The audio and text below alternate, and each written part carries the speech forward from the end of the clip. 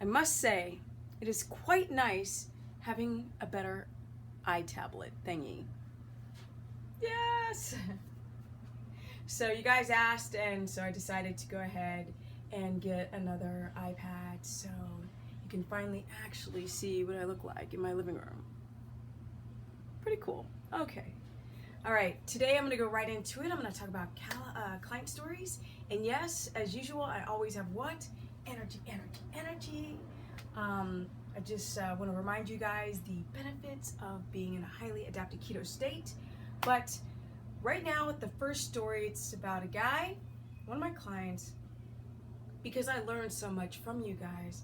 A lot of people are walking around with weird things that most people don't even know exist, like hematomacrosis, mainly in men that cannot bloodlet, which means that a lot of women do not develop the hematomacrosis because they have a menstrual cycle. If you have a buildup of iron that's not being used, then you feel tired, you feel stressed out, and you feel moody, and it's toxic. It's very dangerous to not absorb iron. So here's the problem. The guy that had the hematomacrosis at age 36 started to develop this in the last year. But he has this genetically linked through his mother and father. So why is it that he is noticing it now? Well, he explained that he went through a big financial crisis, has a child, a family, he's young, the child's young. So stress equals disease equals the levee breaks. A lot of you guys try to do a ketogenic protocol, yes, and you're not ready. It's not the fact that keto is dangerous. It's dangerous in the context of having things like hematomacrosis or other issues that you're not aware of, like thyroid, and then dropping your carbs, still having the stress, still having the crazy hectic lifestyle, and not doing anything to make the changes prior or as you go along. Can you do the ketogenic diet if you have any disease? Yes. But the only caveat is that your application of it must be stricter than most. Now, most people think that I'm cuckoo because I bounce around in videos, because I'm hyper. My earlier videos, I didn't have a lot of details. I didn't have a lot of client stories. That means less numbers, less situations, less interaction, less knowledge. But the premise of what I was trying to say still is strong. Basically, I knew the general outside concepts, but the little smidgens of details I didn't understand, and today I do. Which is why before I was just excited! And I'm still excited, but I want to explain things more in depth now. The reason why I'm using the hematomacrosis, which is quite rare, is because everybody's got something. If it's from hematomacrosis to PCOS to lupus, Crohn's, IBS, you're having difficulties to break down proteins, to estrogen dominance, to men having low T or too much DHT, thyroid, you name it, y'all got something. So basically, your application of your ketogenic protocol must be on point. This is the reason why I say in so many videos to cut out allergens. Certain foods are allergens to the body. Now, I was talking to a young guy in my gym. He was laughing at me, and I think I mentioned this in other videos because I told him that he needed to go under 100 grams of protein because he didn't understand catabolism and anabolism when it comes to your adrenals, your HPA axis, or your blood sugar dysregulation or regulation. So if you're not, my neighbor is watching TV so loud, and trust, they are not close to me. So if you hear some epic sounds, it's not coming from this place here. Basically, what I told the guy with the hematomacrosis, which was, you can do keto. Obviously, he can't do a lot of red meats right now because he's got to stay away from heme. Anything that's going to raise his iron levels. Because he's got to get rid of iron. He actually has to do bloodletting. He has to, deliver toxic blood once a week by pints to get rid of the toxic blood with too much unusable iron that's toxic. So if you guys have some metabolic damage going on, please, by all means, take the initiative to find out what's going on. If you're, rewind. If you're taking a lot of medications, your liver's not detoxifying at peak level. This is a problem for people who are trying to keto adapt. I keep mentioning the same subjects in different cycles.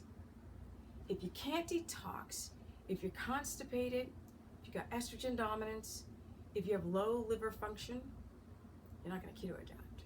You're just not. And yesterday I had a night shift worker, and I was like, young guy, no kids, and I was like, you know what? This job, it's not good. Night shift workers are completely the opposite of the circadian rhythm.